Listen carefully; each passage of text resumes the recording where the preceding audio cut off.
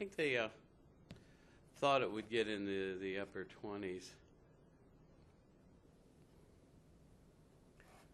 Well, I guess I may as well start. I on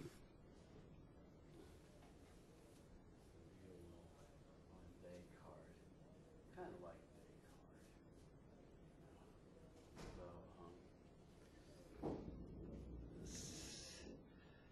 So,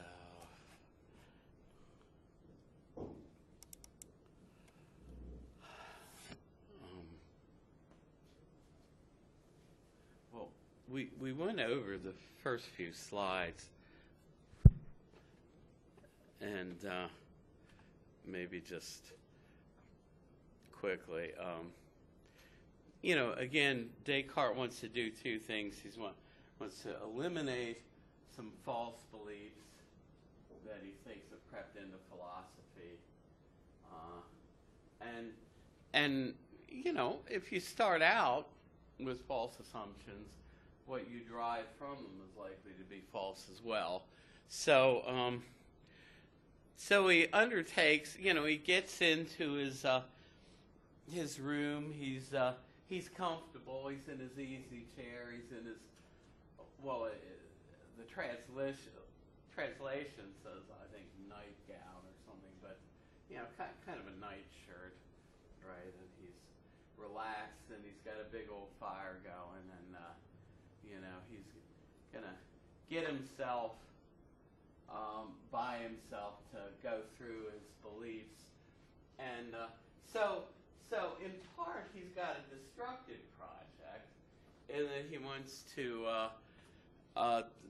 demolish and eliminate even at least part of them that he thinks shouldn't be there in the first place, and basically start over again from new foundations.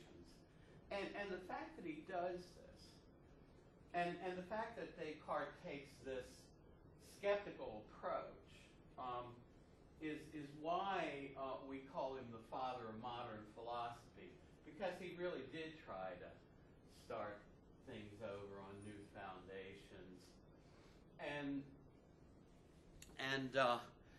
ends up calling into question some types of beliefs that heretofore in philosophy had not really been called into question. So again, we saw that he mentioned he's not going to have to prove them false, but what he's going to do is he's going to look at any that aren't completely certain. So note, you see the same Platonic strain that real knowledge, as opposed to what Plato called true opinion, in other words, for Plato, I can have a true opinion that there's a table in front of me, and it can be true, but if I know something, say, the top of this table is basically a rectangle, if I know something about the geometry of rectangles, I know something about a form. I know something that is not just fleeting. For him, it's knowledge. When the slave boy had Meno's slave solves that geometry problem, he knows some eternal truths about mathematics and geometry. And so you get this strain that we saw way back in Parmenides and through Plato and Aristotle, that somehow real knowledge has to do with what's certain and necessary and beyond doubt. And the objects of this sort of knowledge we saw when we studied the forms are not things in this present world, but they're things like perfect triangles, things which Plato thought were in the world of the forms. So Descartes, to look for this kind of a certain foundation, and again he takes basically Euclidean geometry as his model, and an axiomatic system as what he wants to do for the rest of philosophy. He wants to find some truths, or at least one truth, that is so certain that it's beyond doubt. That has to do not just with abstract things in geometry, but with the whole of knowledge. And he wants to build on that just the way Euclid did on his 5 primary axioms. You know, shortest distance between 2 points is a straight line. Things equal the same thing or equal to one another. Basic truths like that. So he says, since I'm looking for an axiom or a truth to build everything on that's absolutely certain and beyond doubt, then I don't have to prove things false, beliefs that I consider. All I have to do is show that they're not completely certain, that they're not beyond doubt, that they're open to some kind of doubt, you know. And that's, of course, what he does. And now this is about where we were. He says he doesn't need to go through individual beliefs, but you can you can group types of beliefs into categories. And there are basic principles that refer to all the beliefs in a given category. And so he says, all I need to do is to look at the basic principles that govern whole categories of beliefs. And if you know, beliefs if those principles are somehow doubtful, then so are beliefs resting on them. And here's where Descartes, you know, and again, this is part of what founded modern philosophy. And Richard Rorty, he was at Virginia when I was there. Famous, you've seen him in the videos already, and you'll see him more. Lot that I didn't agree with on Rorty's position, but he was a brilliant man. And he called this period in philosophy as epistemology. Epistemology is a theory of knowledge. It's an area of philosophy where you discuss knowledge claims and whether we can know anything for certain, and what justifies our claims to know things, because we all have things that we believe we know. But what the theory of knowledge does is it says, well, okay, we think we know a lot of things, but what is our basis for thinking that? And by setting out the way he did, using this skeptical method that, you know, I said that has various names. The one I like best is methodic doubt, but it's also referred to as methodological skepticism. Hyperbolic doubt, to highlight the fact that this is not a real kind of everyday doubt, you know, where somebody says, well, look, I doubt it's going to snow on Wednesday. We haven't had snow yet. And you say, but yes, they're predicting this thing to bring cold air down from Canada. You know, lots of things we have everyday doubts. But hyperbole, you know, is sort of going out on a limb, overstating things to make a point. Well, hyperbolic doubt lets us know by the fact that philosophers after Descartes have called it that he's working with a little bit of an unusual type of doubt. Mm-hmm. And the thing is, by starting out with these skeptical arguments, Descartes put theory of knowledge, what we can know for sure, at the center of philosophy basically for hundreds of years to come, even into the 20th, and you could argue into the 21st century. So that's why it was considered the father of modern philosophy. And also modern philosophy is a bit different from contemporary philosophy. Remember, we're in the postmodern age. But at any rate, so we saw the first principle he tries to work with has to do with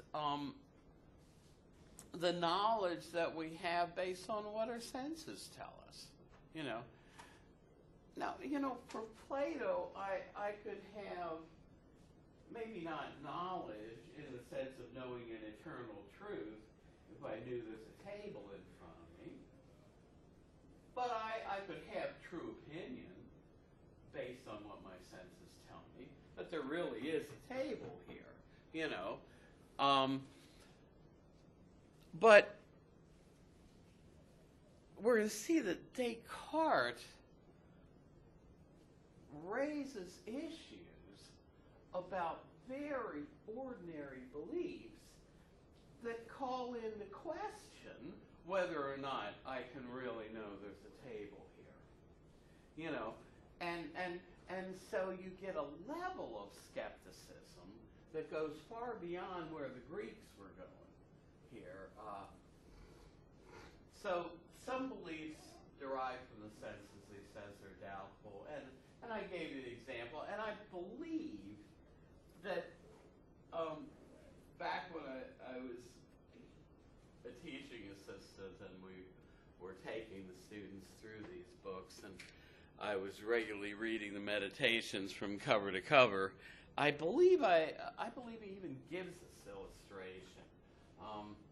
Been a while since I read it from cover to cover because most of what I've been teaching out has been text. But I said, if you're walking along a beach and it's foggy, you can mistake a piece of driftwood for a seagull because it's a distant, hazy object. So he knows that there are tricks our senses can play on us. And they knew that. And they knew about the old bend stick in the water trick, back then. That you put a straight stick in water and, it appears bent because of the different diffraction characteristics of the two different media you're in. But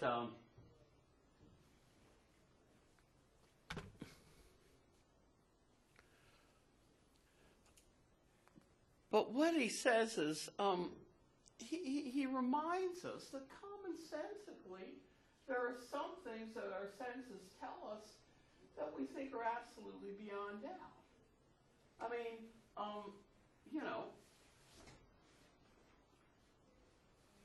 don't doubt that you've got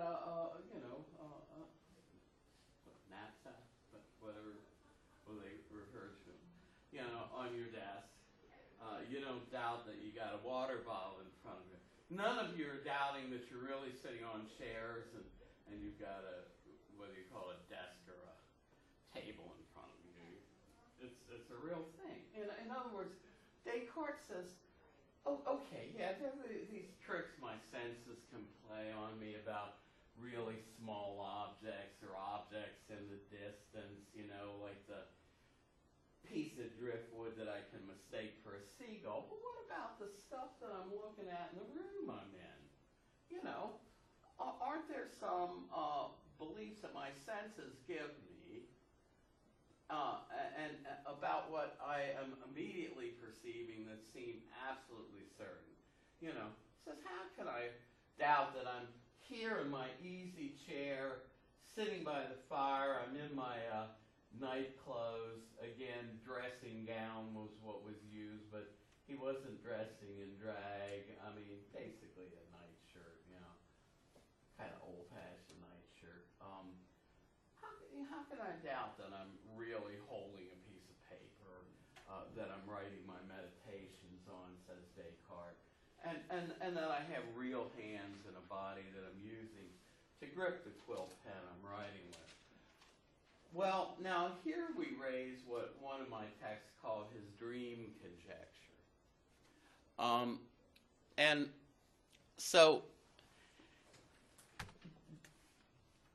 remember, Descartes wants to raise some kind of an issue that can cause him to say, well, these beliefs that seem so certain are not absolutely certain in the way that I want them to be if I'm going to make them axioms.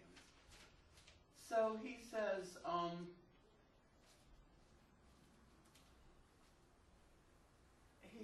well, okay, they seem clear and vivid, and people talk about vivid dreaming, but he says, haven't I also had dreams that I'm maybe sitting out here,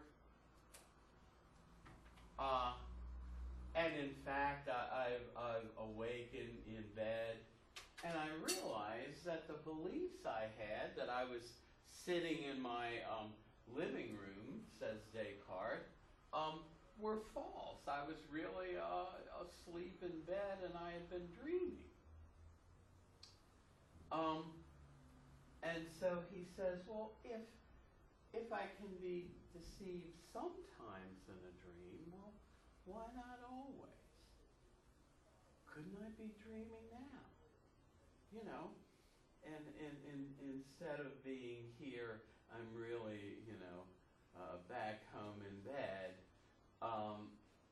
And so Descartes says,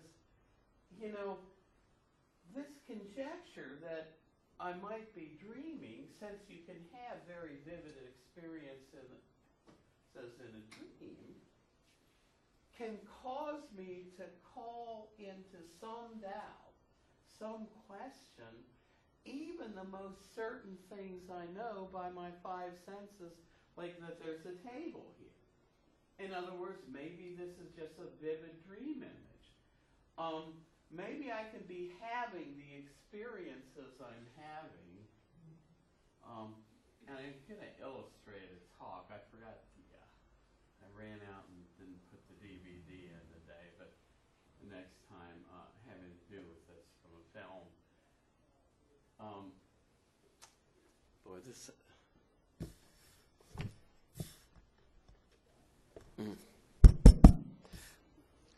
It blinks when it's no longer catching it. So at any rate, he says,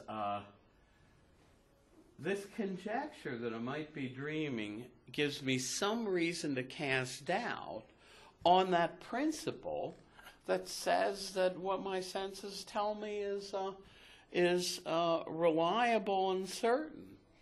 Maybe I'm dreaming now. And so Descartes raises this issue, and later the philosopher Thomas Reid says he basically made our own inner life, our own inner ideas and sensations, and we'll see this even more with the empiricists, the immediate objects of perception. And Descartes and later Locke, Berkeley, and Hume leave us with the problem of going from our inner experiences as what the mind or the soul or what Locke calls the understanding, as what they're immediately acquainted with, to a claim that they relate to something outside of us that's real. In other words, my experiences that there's a gray, hard, heavy object in front of me that I call a table, how is it, Descartes raises the conjecture that I could be having all those experiences in a dream, and so the proposition, there is a table in front of me, turns out to be false. or at least one that I can question, you know. And what philosophers, now you don't want to confuse the word I'm going to put on the board with a different word.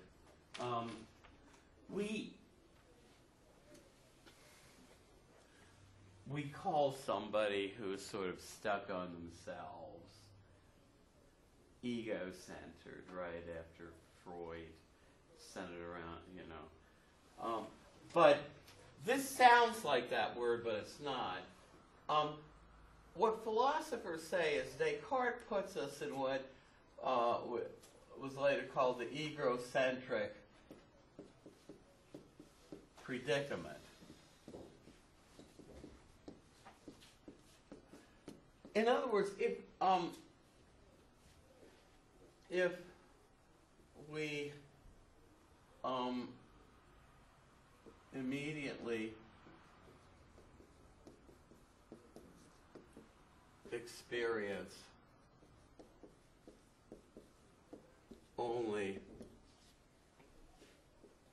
our own ideas and sensations,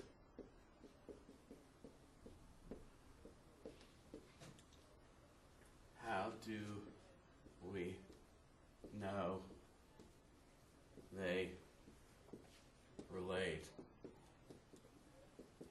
to something outside of us?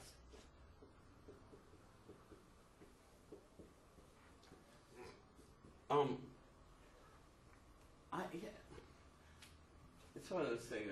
I've never gone to the Science Center downtown. Even though I used to be really enamored with science as a kid. It's one of those things when it's close to you, say, well, I can go there anytime. And then you don't go. I don't know. They don't still have a planetarium. Not planet. Yeah, planetarium, is it? They had one 15 years ago. Well, we'll see. Before they moved it, when I was a kid, and my brother was a kid, what became the Science Center was really in the top floor of the Pratt Library downtown, and they had a plan. Yeah, it's a planetarium where they show star. Yeah. Well, I like to use that as a kind of image of how Descartes thinks we're experiencing the world. In other words, you're sitting there and you're kind of in the middle of the room, of this big circular room, and then they're,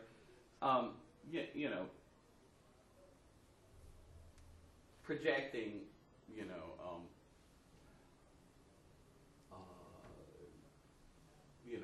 what looks like a night sky and the constellation. You don't know. Well, basically, this is kind of what Descartes thinks is a view about the human experience. That it's like the mind or the soul is somehow in the center, like you're in the center of a planetarium. And what the mind or the soul is immediately acquainted with is not things outside of it directly, but with images, with its own internal images. And by raising this question about dreaming, Descartes raises the issue about whether anything we experience actually relates to something beyond ourselves, in a real world. Even if they're vivid, we could be dreams, says Descartes. And so the egocentric predicament is like the mind or the soul, or what Locke called the understanding. In other words, the center of our awareness is like in the center, like we're in the center of one of those planetariums, and we're bombarded with all kinds of sensory input. And Descartes raises the issue about how can we know that any of this relates to anything beyond ourselves.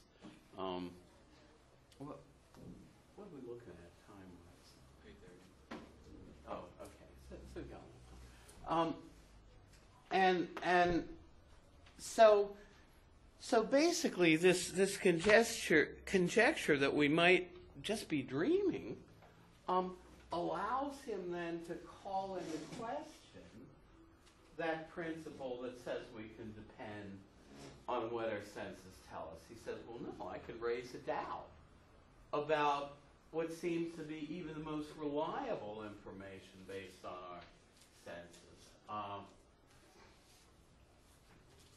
Now, Descartes says we might think that we can distinguish waking from dreaming.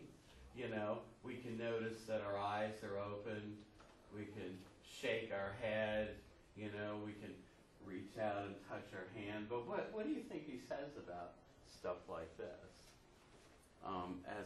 as a test to distinguish waking from dreaming?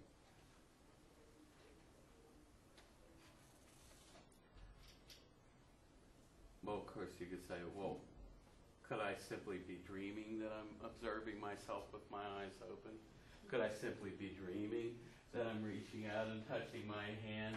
Well, Descartes says, yeah, there's at least a theoretical possibility that I could be dreaming all this. And so he says, and I usually give some kind of a question connected with this as an essay option.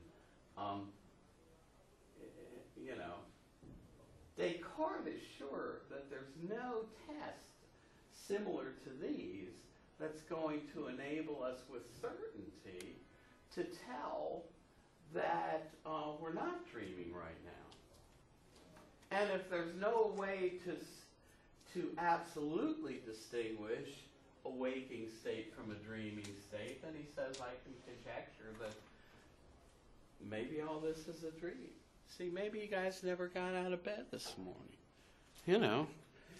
Now again, you know, that's you know, no excuse for missing class. Say, well, you know, Descartes convinced me so much that I can't tell the difference. I just thought I'd stay in bed Wednesday, you know.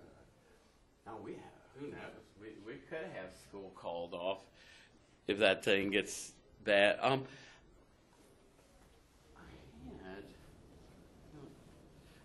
There is a number. I know they have that text service. I have my cell phone with me.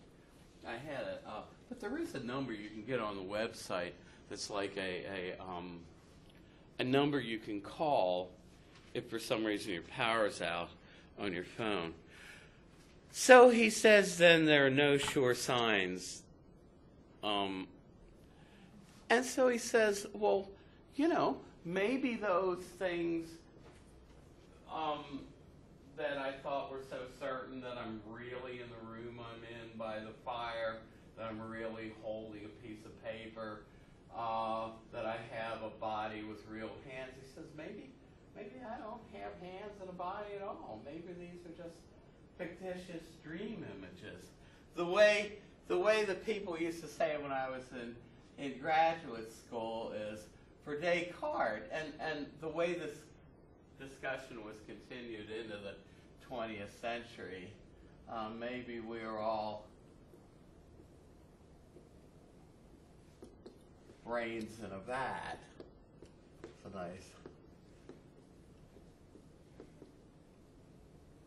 you know, in other words, maybe we don't even have a body. Maybe we're just, you know, brains in a solution with wires hooked up to us, you know, and we're being fed to keep us alive, and our brain is producing all these images.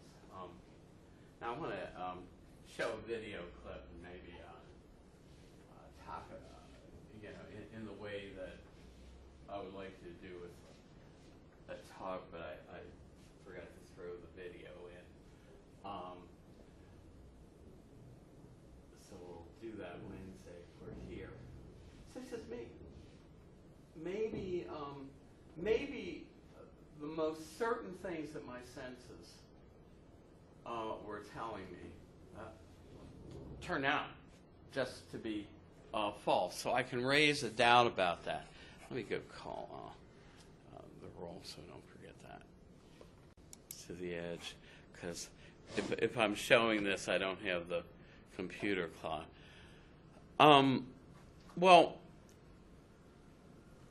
I'm going to kind of go by this because he makes a sort of theoretical point, but he's saying even if we have entirely fictitious things, they can be composed of real parts, and that could be the same. But now here's the more general point that's relevant about where Descartes has just taken us.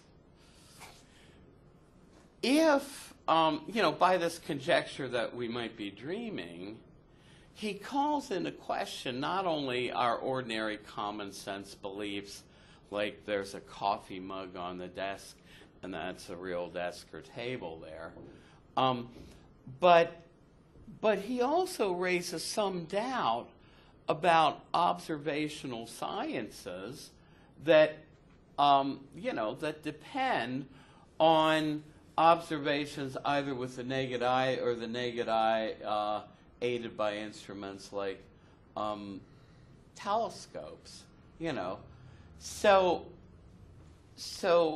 Descartes' skepticism here has a wider application, because not only is he calling into question ordinary common sense beliefs, but observational beliefs from the sciences.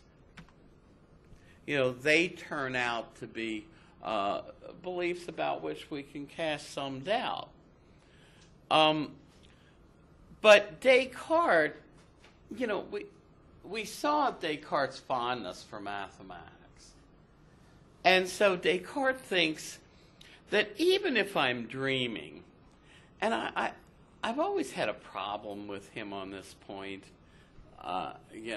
maybe you don't. But he says the more abstract sciences like mathematics, arithmetic, geometry, that deal with abstract objects, aren't really, their conclusions are not really called into question, he thinks, by this dream conjecture. Descartes' convinced that even in a dream, a square is still going to have 4 equal sides, right? Triangle's still going to have 3 sides. 2 plus 3 is still going to equal 5 in a dream. Now, the reason I'm had problems with this is because, in a lot of dreams, things seem to come and go in and out of existence at will. How do you know that 2 plus 3 is going to still equal 5 in a dream? But he is convinced that that so far, while some of the conclusions of the observational sciences and ordinary common sense observations based on the senses are called into question by this dream conjecture, abstract mathematical sciences like arithmetic and geometry are still holding up. Because in a dream, even in a dream, as he says, square is going to still have 4 sides. 2 plus 3 is going to still equal 5. He says these sciences are still certain and beyond doubt, even if they're about fictitious objects, even if people like the nominalists are true and they're not about real triangles and squares, but about constructed abstract objects. But he says, quantity, size, number, these abstract qualities are still, that mathematics deals with, are still there. That's kind of an abstract point that but the main thing to remember here is that he thinks that the dream conjecture is not enough to bring mathematics into some doubt. Now, does he? Well, if you've read it, of course, the answer is yes. But here's where, if you thought he was way out in left field, way out on a limb with the first conjecture that we might be dreaming, in order to raise some theoretical doubt about mathematical objects, he's really got to go out on a limb, which he does. So he says, can anything cast doubt on such seemingly perfect knowledge as the knowledge we have from mathematics, like knowledge that 2 plus 3 equals 5? Could anything ever make me think that I'm wrong in any 2 plus 3 or counting the sides of a square, says Descartes. Now, here's where he brings in a theoretical entity. Now, he can't say, well, maybe God's just deceiving me in all this, for a couple of reasons. One is that he doesn't want to get himself into trouble or any more trouble than he already is in with the Catholic Church. But also, we're going to see later on, he actually needs God to get him out of this jam. You know? So he says it seems inconsistent with God's goodness that we are created to be deceived about such beliefs. In other words, and also inconsistent with who God is. You know, we're going to see he tries to get back our beliefs, like that there's a table there, by saying, well, you know, God, we're going to see he first tries to prove God's existence by things like the ontological argument that we already went over. And he's got a few other abstract a priori arguments, like that we need God around to be the real cause of our perfect idea of God. We can't cause it ourselves. Didn't come from nothing, or society. Had to have come from God as its only cause. Well, I'm getting off on a tangent, but the point is, now he raises this question but doesn't delve into it, you know. Well, if we're allowed to be deceived sometimes, then why not, you know, more often? But again, he thinks that if God built me as a human being, such that I'm systematically deceived about a belief as mundane and ordinary as that there's a real rectangular table. In other words, if God made me such that I think that and I'm always wrong because I'm being deceived, then he says God would be less than truthful and less perfect, you know.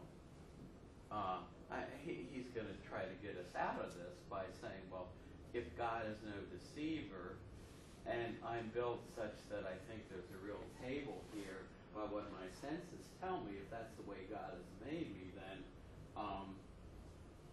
if God is no deceiver, there's a real table. See, ultimately he tries to get everything back that he questioned. But the problem was he was more successful in raising the doubts than in solving them. And that's why the debate continued for hundreds of years on the issues that he raised. So he says, but if God is good, and we don't think God would deceive us, well, why couldn't there be some malevolent being? He calls us an evil genius, you know. Other texts try to say, well, what he's really talking about is some sort of malicious, demonic creature. In other words, the way I like to put it is this. I mean, because I think it makes it more believable. You know, like if you remember, if you took something like geometry, or just ask yourself, have you ever made a mistake on a math test? You know, right? Even though, and you're a very good student, Lita, and I even I am not absolutely infallible. I screwed up.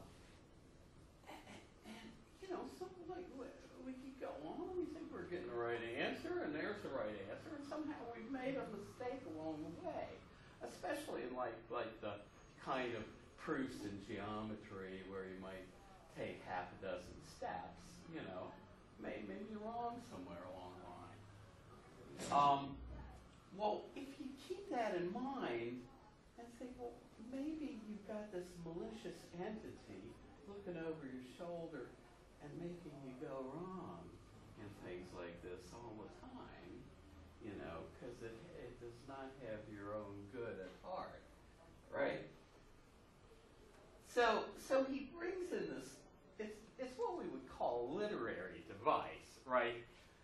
But he thinks that even this hypothetical doubt, maybe an evil demon or an evil genius could be deceiving me about such obvious beliefs as that a square has, you know, 4 sides, or all along in my life I've gone along believing that 2 plus 3 equals 5, and lo and behold, it's really 6 all the time. But this malicious demon has been messing with my head, you know, systematic. Oh yeah, say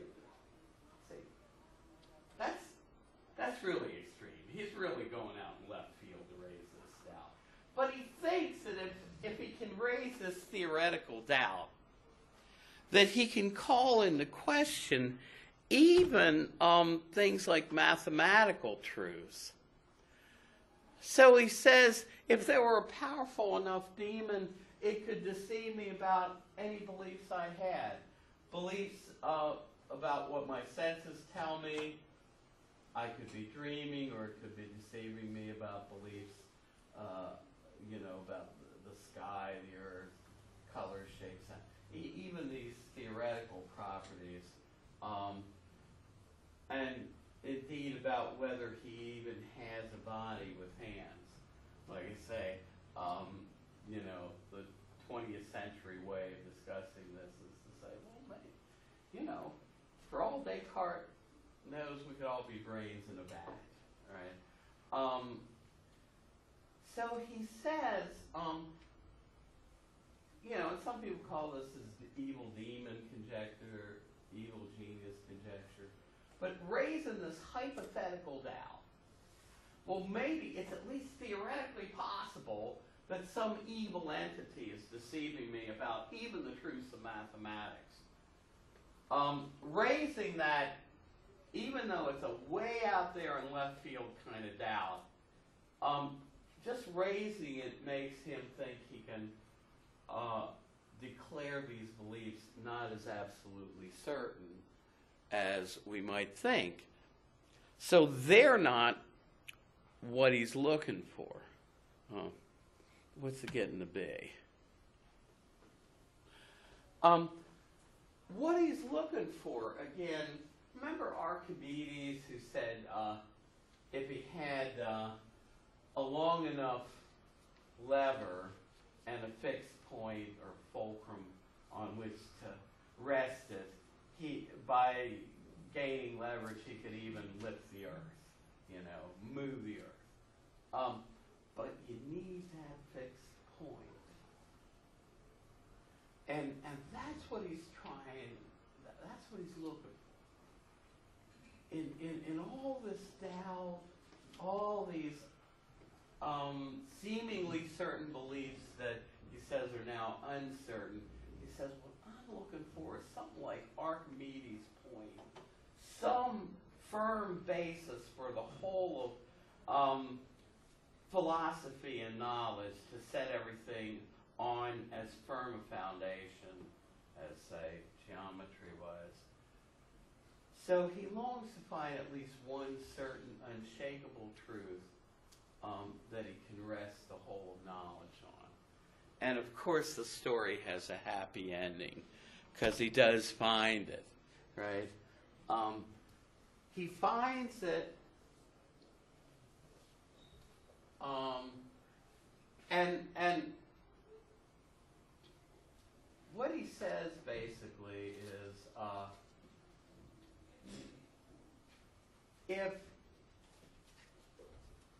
if an evil demon is causing me to doubt all of these other beliefs, the one thing that I cannot doubt is I'm here to have this doubt.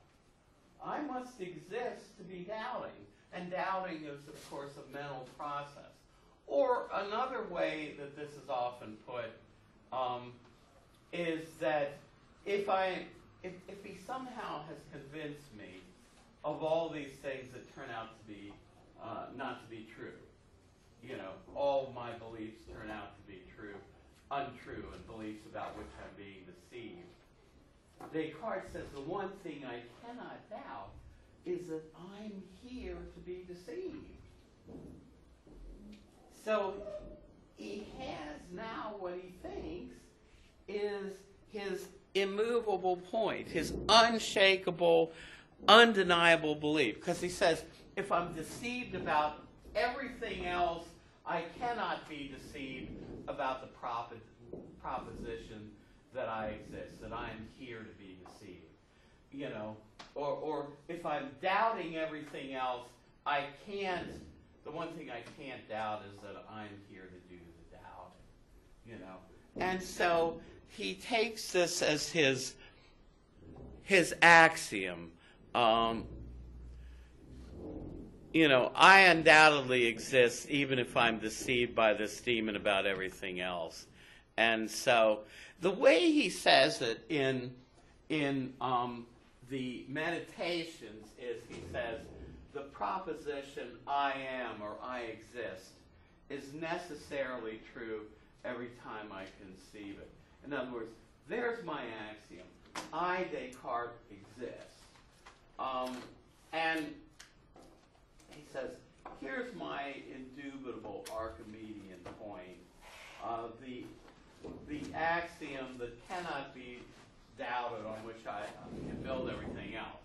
Of course, you say, well, how do we get everything else back? Well, we'll look at this next time. Now, the way he expresses it, and this is, of course, one of the most famous quotes in philosophy. If you've heard nothing about philosophy, but maybe one thing you probably heard, the truth, I think, therefore I am. And it's actually in the Discourse on Method that he expresses it this way. And in Latin, it's cogito ergo sum. Or if you want to sound intelligent, just say, well, it's the cogito. You know, if you learn how to refer to it as the cogito. Everybody assumes that you mean this proposition. See, Descartes' cogito. And so he says this logical proposition, I think, therefore I am or I exist, is necessarily true and absolutely beyond doubt. But now where is he? Where is he? Well, right now the only thing Descartes knows for sure is that he exists. Right? The problem he has going on is how does he gain some certainty that something besides Descartes exists in the world? Okay, look, again, pay attention to the weather. I don't know what's going to happen Wednesday and Thursday, but, you know, just in case there's something like a late opening or whatever, or we're closed. You know, again, if the European model turns out to be true, we could get slammed by this thing. If the U.S. model turns out to be true, then it takes it farther offshore, and it's not going to be any big deal.